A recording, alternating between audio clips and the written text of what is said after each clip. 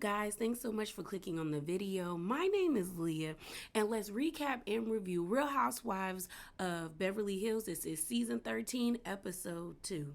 So let's get into it. Okay, y'all, so let's get into this episode. So it opens up and we see a sit down in the park. It's one of those Instagram, TikTok kind of picnics. And we see that the sit down is between Dorit and Erika. And Dorit is the one facilitating it. Dorit's been kind of giving centered diamond energy. Like, we're only on episode 2, and I know I might just be jumping the gun, but it's pretty much like, okay, we've seen her open up each episode with Dorit being front and center, and the story or the episode been kind of like centered around her, kind of. So I like it. You know, Dorit said y'all wasn't going to get rid of me, because y'all know word on the curve was that they was about to get rid of Dorit before the whole robbery situation. That low key is why everyone thought Dorit's whole robbery situation was fake, because the rumors on the blogs and everything is that Dorit and PK was about to get the X. But I digress. So we see Erika pull up to the park and they sit down, and Dorit basically said, girl, I'm glad you were open to having this conversation, but I need to understand why you said the things you said at BravoCon, that it really hurt me. And she was like, you didn't know, but like me and PK weren't really in a good place. And she was like, and even if we were in a good place at the time of when you said that, I still would have been offended. Dorit again then talks about how, you know, I needed PK to show up more for me after the whole robbery situation, but he didn't really do that. He was more so still going to work, acting like pretty much nothing really happened. And I didn't think PTSD was going to have me this badly. So she then tells a story about how what really messed her up is that she took out $10,000 in cash, and I guess she went shopping. She put her bag down and her purse was gone. And what happened was pretty much they ran the cameras back and they found out that people were following her, like 3 men, and they took her money. Now Dorit, now Miss Dorit, that does not make any sense to me. Like, I've always been taught you take out even like $200, $300 for it, like even $50. You don't never walk around with that much money on you unless you a drug dealer. Like, you don't never walk around with that much money on you. And I'm like, don't you and PK have enough money to, like, this could have been on a debit card or a credit card? Why did you feel the need to take out $10,000 in cash? Like, that makes no sense to me, girl. None whatsoever. But she says she got robbed. Erika ends up pretty much saying, like, girl, I'm willing to do whatever I can to work this relationship out with you. She was like, I don't have many friends and I don't want to lose you. And she was like, I'm really sorry. And Dorit was like, why couldn't you just leave with an apology when we was at Miss Eagle Woman's retreat? But they end up hugging and moving forward. We then get this scene of Sutton, and she's on FaceTime with Garcelle. And I guess Garcelle is about to like come over to her. Like, they're planning to like come over to each other's houses. But they were also talking about Crystal's birthday party. Garcelle and Sutton are going to be the ones that are hosting her birthday party. She's turning 40, and they're planning to go to Vegas. So I think they're going to do Magic Mike and a host of other things that people do when they get to Vegas. So as like she gets off the phone with Garcelle, we hear like a knock at the door, and it's a dating coach, or like, is it a dating coach? Oh, a matchmaker. Her name is Alessandra. She seems cool. We sit down and pretty much we find out that Sutton would like to have a partner, you know, somebody, a little boo thing. But the issue is she keeps going on first dates, but they never turn into a second date. And they show a flashback of when she went to that date with the other guy. She said it was real, like, you know, I say things that like are basically Sutton is awkward. And when she gets uncomfortable, the awkwardness goes up to like level like 30. Cause girl, why was you telling that man about your arthritis on a date? He was even looking at her like, And Sutton is like, I also don't really dress provocative. So the guy, like, so she sits down with the lady, and the lady was like, you know, I kind of go from from the standpoint of finding men, I kind of am the type of person, like, I like the men to lead. Sutton said, baby, that's gonna be a problem for me. That's gonna be a problem for me. And my thing about like the whole men leading thing, I don't subscribe to that either. I'm more like 50-50. Like, there are going to be times in a relationship where the man is going to take the lead because they probably are a lot better in a certain subject or whatever. Same with the woman in the relationship, and vice versa. The whole like one person having so much control, we've seen it time and time again with men and women. That does not work well. It does not pan out the best for the person who is the subordinate, pretty much. So Sutton is like, I already gave up my power once. I'm not going to do it again. So she's just hoping that things work out with the matchmaker because she's competitive and she would really like to have a companion. And I don't see nothing wrong with that. But don't mess up that spousal support, girl. If that man says you could never get married and he will continue to pay you $300K, then girl, don't get married. I I would not get you. You would just be my man on the side. We would have a Stedman and Oprah type relationship. So we then get this scene with Crystal, her brother, and her husband. Mind you, Crystal and her brother are 20 years apart. Not her brother, her husband, which is weird. So that means that man is in his 60s. Is Crystal's about to be in her 40s. And when they met, she was either 20 and he was, if he's in his 60s, he was in his 40s. No, ma'am. No, ugh, no. I always think about when my mama said, old men give you worms. Don't do it. So we see this scene. It's Crystal, her brother, and her husband. They're at a restaurant, and we get a little more backstory about him. So we all knew that her brother was like a pop star in China, which I think is cool that like he's famous in another country, but when he comes back to America, he's just like a regular person. I kind of think that's cool. It kind of reminds me of like the 90s kind of tropey shows. Like, I mean, was Hannah Montana 90? No, Hannah Montana's was 2000s. But y'all know, like, where someone's famous, but you don't know that they're famous. It's like a trope they used to play on the sitcoms all the time. But yeah, I thought that was really cool. So pretty much, we find out that her brother is recently like broken up with his fiance. They were together for almost, I guess, like they haven't been together for like 2.5 years. Pretty much the pandemic happened. Her mom and Crystal were really scared. They wanted him to be wanted him to come back from China to America. He came back, but unfortunately his girl couldn't come back, his fiance, and I guess it put an extreme strain on their relationship. She had a Chinese passport, and it was a lot of like discrimination against the Asian community, especially if you were coming from China at the height of the pandemic. And I guess they didn't let her in. So their relationship ended. Crystal talks about how she feels like her brother blames her for the relationship. I mean, ending, I don't know if he could necessarily blame her about it, but like I would say you didn't help it. Like if he was planning on staying in China with his girlfriend, and you and your mom were like pestering him and begging him to come back because y'all was scared he was gonna die, then y'all didn't make it any better. But it was also his choice to come back over here. Like he could have made the executive decision and told y'all, no, I'm staying in China with my fiance. The fact that he chose to leave her probably put a bad taste in his the girlfriend's mouth. Like, bro, you really left me during the height of the pandemic when people was out here dropping. Oh, you're not the one for me. You're not the one for me. Chris also talks about how it was hard for him to give away like her gifts and stuff, but I guess they recently had a talk. So I was like, okay. So the next scene we see is of Kyle picking up Dorit in her new Range Rover. I've always wanted a Range Rover, but I've heard they are horrible when it comes to gas. But they're in the car together and going out for lunch. We find out that Kyle is doing a covert mission with PK. And PK, Dorit has been talking about how PK and her have been drifting apart. And pretty much he wants to do something wonderful for her their marriage anniversary. So he's like, well, pick her up. I'm going to recreate Pretty Woman. Kyle was like, I don't know if you want your wife to be in the role of a sex worker, but okay. But he's like, that's one of her favorite movies. We going to pull out. So Dorit's in the car, and Dorit put on her producer hat, cause Dorit pretty much tells Kyle, "I feel like something's wrong with you. Like you kind of feel kind of like heavy and dark." And Kyle's like, "What, me?"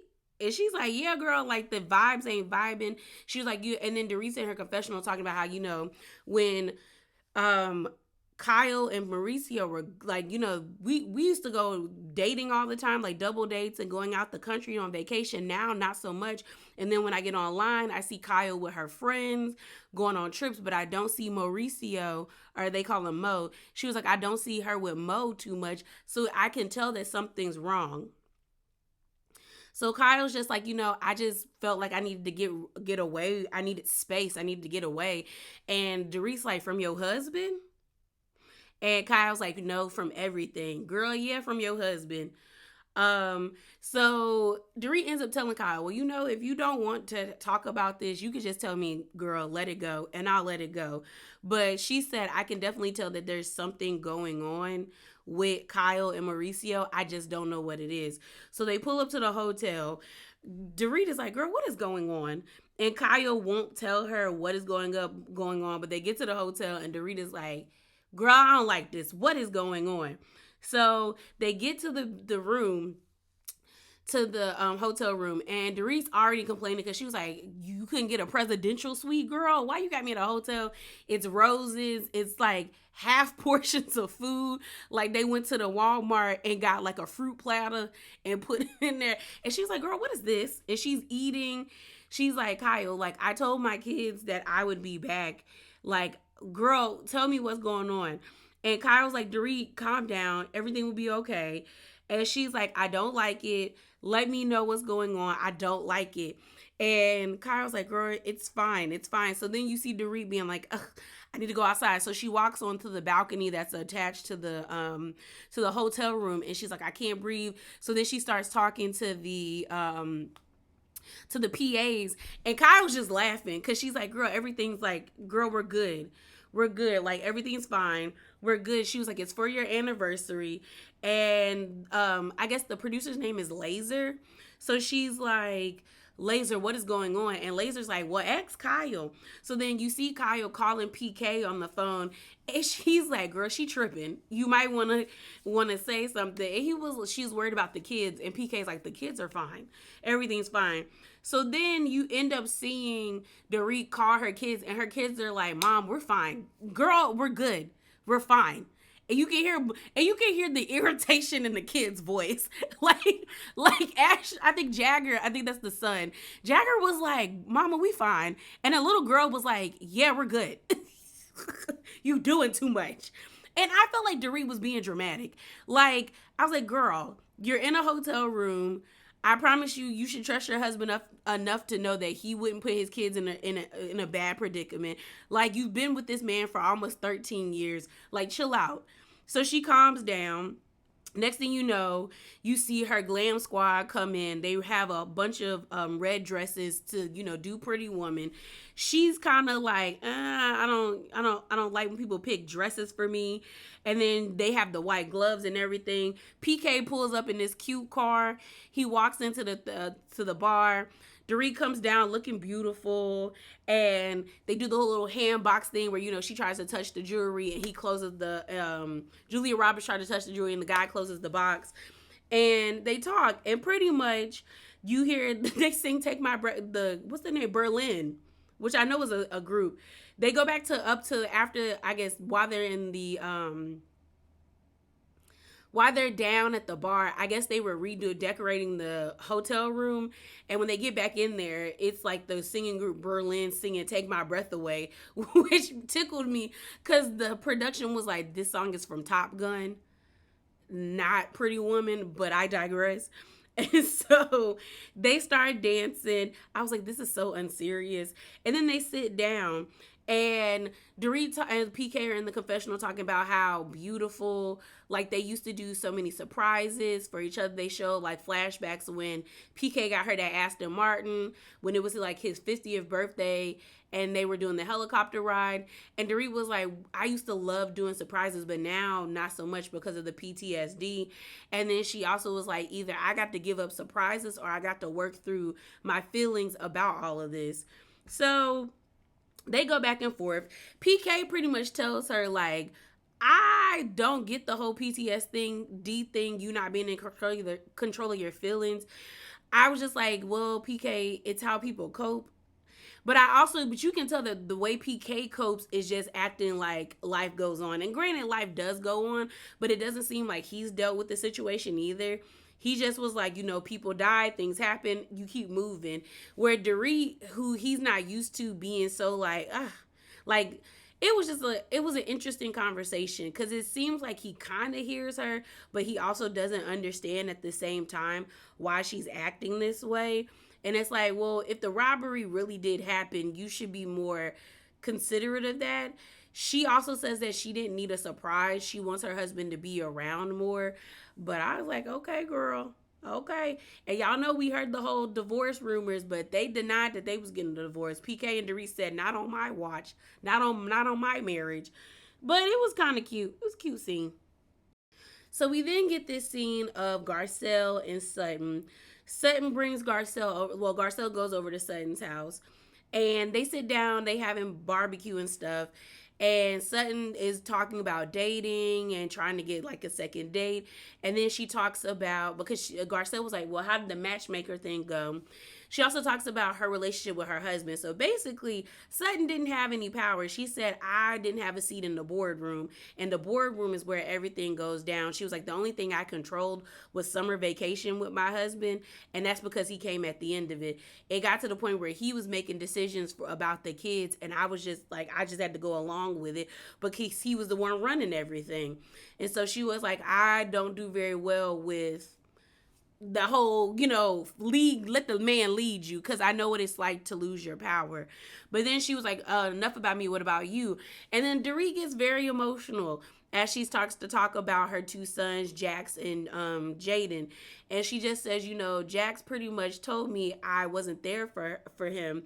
She also says, like, I feel like a bad mom because I saw some things in him, but I just thought he was being a brat or a moody teenager. And I missed it that, like, something was really going on. She was like, I've been mulling over the idea of letting him go live with his father, but I don't know. She was like, I also know he wants freedom, but I think it's also him just wanting me to be around more. So I have to figure out how to maneuver and do that. And Sutton was like, sometimes teenage boys are just assholes, which is true.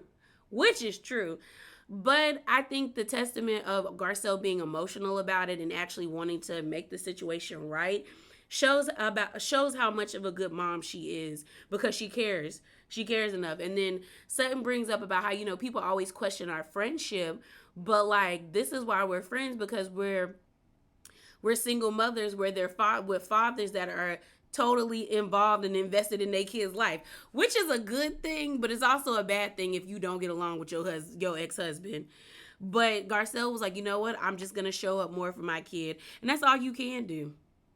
So the next scene we have is of Portia's birthday party.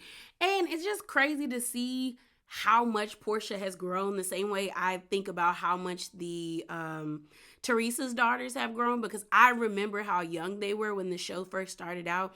Because when I first started watching Beverly Hills, I feel like I was like either in middle school or high school, like about to go to high school or probably in high school, but like I was young too. So it's just crazy to see, like, it's just always crazy to have like visual proof of watching people grow up. When you look at pictures, like I love the montages of when people do school pictures from like first grade all the way to high school. I just think it's a cool thing to see people like morph into different things. Metamorphosis is a different term. No, it's the same term, but a different way to say term. But y'all get what I mean. But it's just crazy. So I think it's like her 15th or her 15th birthday. And so everybody's invited. We see Mauricio's parents. And Mauricio is a carbon copy of his dad. Like, that is what Mauricio is going to look like when he reaches 70. But everybody's there. We see all the family members and everything. We then find out that Mauricio has an office in Portugal. That's why he brought up Portugal last episode. So Mauricio's business, his real estate business, is really thriving. So he's really expanding. We then see Mauricio's mama pull Kyle aside and be like, Kyle, what's going on with you and Mauricio? I've been seeing all these headlines about there's being trouble in your marriage. Normally I leave that, I pay that stuff dust, but it's been too many articles and I'm worried. I text Mauricio to figure, to ask him, like, what's good? Like, y'all good? Y'all okay? What's going on? But, he says y'all good, so what's good? Like, are y'all really good? Like, she seemed genuinely concerned. So Kyle's like, why would she ask me that? I said, because she care about her son and she want to know what's going on with y'all. Like, she wants to understand, like, what is truly going on with y'all. So Kyle's like, well, no, they saw me without my wedding ring. And, like, that's when the rumors came. And she was like, oh, okay. So then Mauricio's like, baby, what's wrong with you? Because you look stressed. And she was like, yeah, I am stressed. There's so much going on right now. The party. She then sees, I think, Kyle's daughter, the oldest daughter, she has like a fake tattoo. And everyone's like, ooh. And she's like, kind of like, and Mauricio kind of makes a face like, Kyle, why are you bringing up the fake tattoo? Like, my mom wasn't even paying attention to it. And pretty much she was saying how it's fake. She's just trying it out. So then you hear Kyle ask Mauricio, does your parents know I have a tattoo and you have one too? And Mauricio's like, no, and girl, be quiet. So then as the party's kind of like, they're done eating and everyone's kind of winding down, you see you see Kyle go talk to the mother-in-law. And Kyle's like, how do you feel about the tattoo? Like, I have something to tell you. And she's like, what? She was like, I got a tattoo. And the mom's like, oh, okay. She was like, the girls are thinking about getting ones too. And she's like, all right. She was like, well, do you know your son has a tattoo? And the mom's eyes got really big. Like, no, where is my son? And I was like, Kyle, what was the point of bringing that up? Like, legit, what was the point of bringing that up? So then Kyle goes into the kitchen and you see the two oldest daughters. Because doesn't Kyle have 4? Is it 4 girls or 3 girls? Either way, the older daughters, not Portia, in the kitchen, and they're lighting the candles for Portia's birthday cake. And Kyle's like, well, Mauricio, she tells Mauricio, I just told your mom you have a tattoo. And Mauricio's looking at her like, why would you tell her that? And she's like, Kyle's like, well, she doesn't care. And Mauricio's like, yeah, why would you tell her that? And I'm like, yeah, why would you tell her that? There was no need for you to tell her that. And my thing about it is Kyle is acting like a angsty, rebellious teenager right now. And it's irritating. I feel like Mauricio did do something. Maybe he cheated. Maybe she doesn't like the fact that he's not giving her enough attention anymore now that he's spread really thin. She made that reference about there being another woman. That's what I'm saying. Maybe he cheated. Maybe there's another person in Portugal. I don't know. But you look like an idiot. And it looks annoying as hell for you to be trying to like start stuff at your own child's event. Like, why would you tell her? And then it's a contradiction and it's very hypocritical of Kyle because you're telling Mauricio last episode, it's my body and I can do whatever I want with it by getting more tattoos.